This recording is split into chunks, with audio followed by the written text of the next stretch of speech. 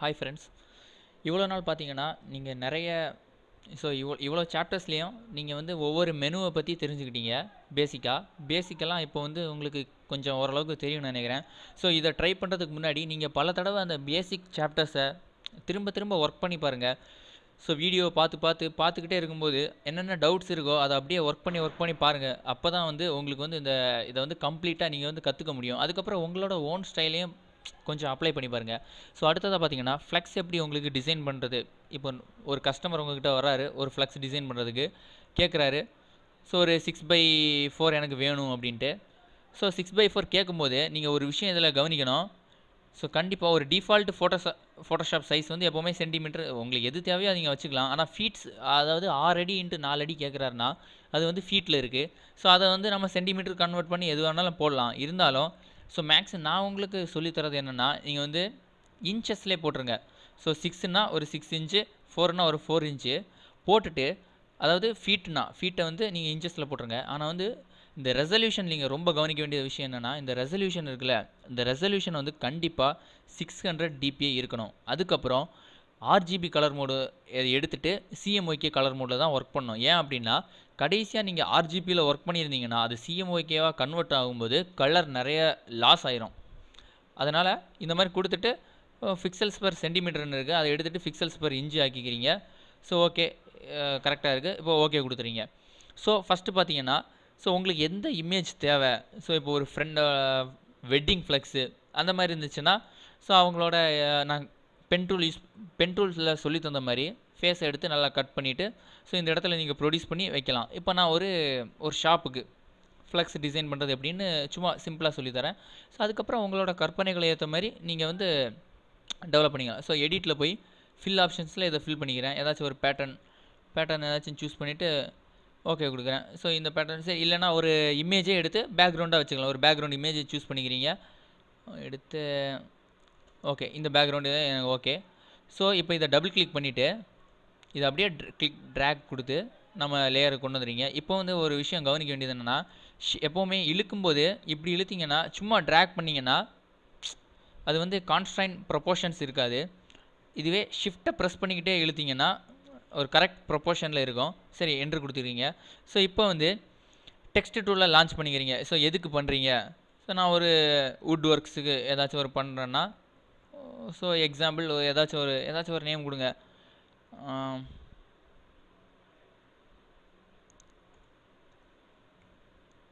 Basha would works. So இதுக்கு நான் ஏதாச்சும் ஒரு ஃபாண்டு சூஸ் பண்ணிக்கிறேன். ஏதாச்சும் உங்களுக்கு பிடிச்ச மாதிரி ஒரு ஃபாண்ட்டை சூஸ் பண்ணிவிட்டு, ஸோ உங்களுக்கு பிடிச்ச மாதிரி ஃபாண்ட்டை சூஸ் பண்ணிவிட்டு இதோட சைஸை கொஞ்சம் இன்க்ரீஸ் பண்ணிக்கிங்க. ஸோ ஒரு 48னா ரொம்ப பெருசாக போயிடுச்சு. 36. ஸோ ஒரு 24 இதுக்கு செட் ஆகும்னு நினைக்கிறேன். ஸோ இதை பார்த்தீங்கன்னா இதோட கேப் நிறையவே இருக்குது. ஸோ என்ன பண்ணுறீங்கன்னா, ஸோ டெக்ஸ்ட்டுக்குன்னு ஒரு டூல் இருக்குது. இந்த மாதிரி நிறைய கலர்ஸ், ஸ்வாட்சஸ், லேயர்ஸ், சேனல்ஸ், பார்ட்ஸ் இருக்க மாதிரி விண்டோவில் போய் கேரக்டர் அப்படின்னு கொடுத்தீங்கன்னா ஒரு பாக்ஸ் வரும். ஸோ இந்த வெர்டிக்கல் ஸ்பேசிங் பார்த்தீங்கன்னா 480 இருக்குது. இது நீங்கள் ஒரு 0 கொடுத்தீங்கன்னா ஸோ இதுக்கு வந்து கரெக்டாக அலைன் ஆகிருக்கும். அதே மாதிரி இதுக்கு ஒரு ஃபாண்ட் சைஸ் வந்து ஒரு 30 கொடுத்துருங்க. ஸோ இதை கிளிக் பண்ணி ட்ராக் பண்ணி நான் சென்டரில் வச்சுக்கிறேன். ஸோ இதை இன்னும் சின்னது பண்ணலாம். ஷிஃப்ட்டை ப்ரெஸ் பண்ணிக்கிட்டே நான் கொஞ்சமாக அதை வந்து சின்னது பண்ணிக்கிறேன். ஸோ இப்போ பார்த்தீங்கன்னா ஸ்டைல்ஸ்னால் என்னென்னு நான் இப்போ உங்களுக்கு சொல்லித்தர போகிறேன். ஸ்டைல்ஸ்னால் வேறு ஒன்றும் இல்லை. ஆக்சுவலாக இந்த ஸ்டைல் பாக்ஸ் இல்லைன்னா நீங்கள் என்ன பண்ணுறீங்கன்னா, விண்டோஸில் போய் ஸ்டைல்ஸ் கொடுக்குறீங்க. கொடுத்தோடனே இந்த மாதிரி ஸ்டைல் பாக்ஸ் ஓப்பன் ஆகும். இதில் இந்த ட்ராப் டவுன் மெனுவை கிளிக் பண்ணிவிட்டு டெக்ஸ்ட் எஃபெக்ட்ஸ்க்கான ஸ்டைல்ஸ் ஓப்பன் பண்ணிக்கிறீங்க. ஸோ இந்த நீங்கள் கவனிக்க வேண்டிய ஒரு விஷயம், இது வந்து டெக்ஸ்ட் லேயரில் இருக்கணும். அதுக்கப்புறம் பார்த்தீங்கன்னா, ஸோ உங்களுக்கு எந்த மாதிரி ஸ்டைல் கொடுக்கணும் அப்படின்ட்டு நீங்களே சூஸ் பண்ணிவிட்டு ஓகே.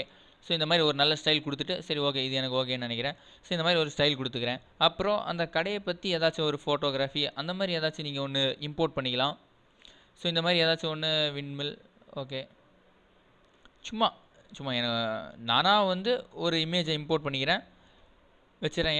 ஏன் இது வந்து எதுவுமே சைடில் வந்து கட் பண்ண தேவையில்லைன்னா, ஆல்ரெடி நான் இது வந்து கட் பண்ணி வச்சுருக்க ஒரு இமேஜ். ஸோ இந்த இமேஜை நான் ஆல்ரெடி வந்து பர்ஃபெக்டாக பென் டூல் யூஸ் பண்ணி கட் பண்ணி பிஎன்ஜியாக சேவ் பண்ணி வச்சுருக்கேன். அதனால் வந்து நான் இம்போர்ட் பண்ணோடனே பார்த்தீங்கன்னா பேக்ரவுண்ட் எதுவுமே ஒயிட் இல்லாமல் அப்படி அழகாக வந்துடுச்சு. ஸோ அடுத்து பார்த்தீங்கன்னா அட்ரஸ்ஸு. ஸோ என்ன அட்ரஸ்ஸு கோயம்புத்தூர் ஏதாச்சும் ஒரு அட்ரஸ் இதில் டைப் பண்ணிவிட்டு ஸோ அதுக்கு ஒரு எஃபெக்ட் கொடுத்துருங்க. Second cross street.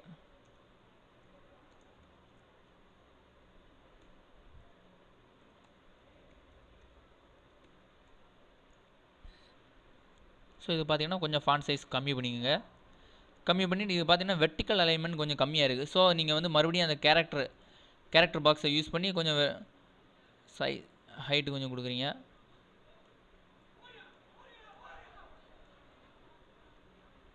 ஸோ இந்த மாதிரி கொஞ்சம் ஹைட்டு கொஞ்சம் கொடுத்துட்டு அது மாதிரி வெர்டிக்கல் ஸ்பேசிங்ஸும் கொஞ்சம் கொடுக்குறீங்க. ஸோ இந்த அளவுக்கு போதும்னு நினைக்கிறேன். ஃபாண்ட் சைஸ் கொஞ்சம் சின்னது பண்ணிக்கிங்க 15. ஓகே. ஸோ இந்த மாதிரி நீங்கள் சேவ் பண்ணும்போது மேக்ஸிமமாக இதை வந்து ஒரு பிடிஎஃபாக சேவ் பண்ண பாருங்கள். ஃபைலில் போய் சேவஸில் போய்